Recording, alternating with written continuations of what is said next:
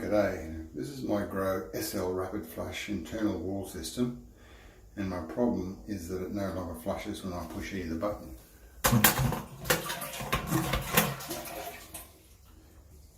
I'm a bit of a DIY person, and I like to try and fix things myself if I can, rather than call in a tradie. I've saved quite a few bucks over the years by finding solutions on YouTube and the like, so I've put this video together as a payback, and also in the hope that it may help someone else in the same position as me. There is very little stuff on YouTube on how to perform maintenance on these Grohe internal flush systems, particularly for the model I have, and what is there isn't anything in English, so I'm reenacting what I did to fix my system. I can't speak for other brands, but I would like to add that this is a very easy fix if you're a handy person, and one that's not daunted by the fact that you are working through a small hole in the wall. All tasks can be done by hand, other than the need to use a spanner to disconnect the water supply. Okay, let's get started. So first of all, to lift off the cover plate, you just lift it up and pull the bottom forward, and it's just these two little doodads here which holds everything in place. And slip the pipe off.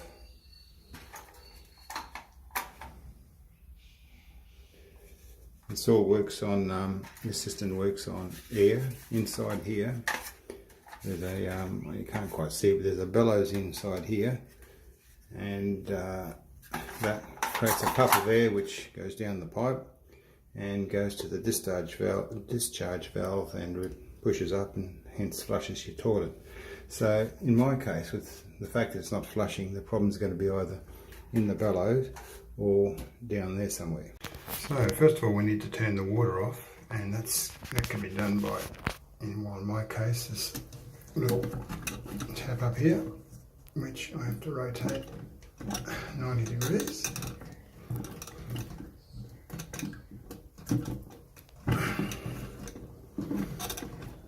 Okay, with the water off, now we just let all the water go by lifting up the discharge valve.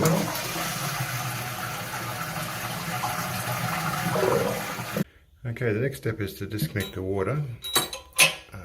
The only tool you're going to need for this job is your trusty shifter. So I'll just go set it about probably 3/4 of an inch. Just go and undo that. You're a bit restricted for movement, but get there.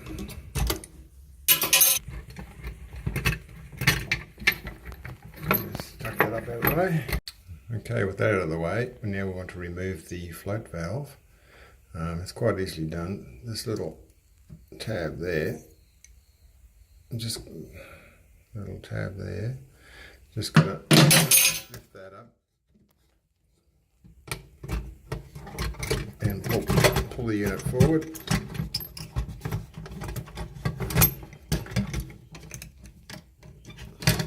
There it comes.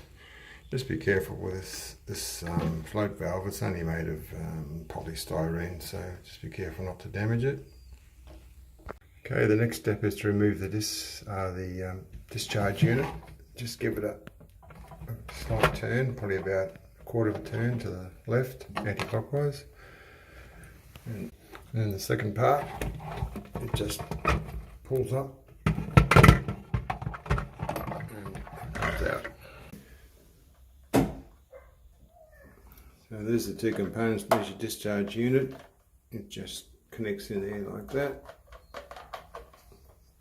And that's your unit there. I imagine it's just in 2 pieces, so it's just makes it easier to get out through the hole.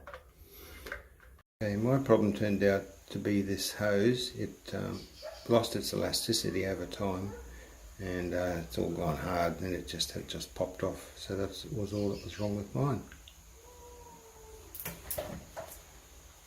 So I've got this replacement pods with 2 mm in diameter, internal diameter. You just plug that onto there, and then put everything back the way we pull it out. So we don't have this hose just flapping around. There's is a little, as you can see there, a little holder, which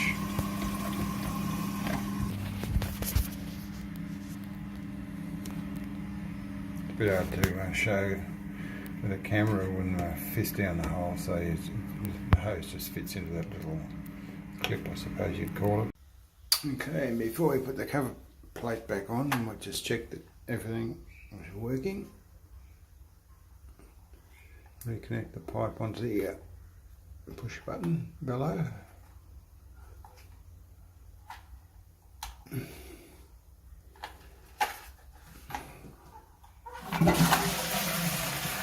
Just a matter of putting the plate back on. Up.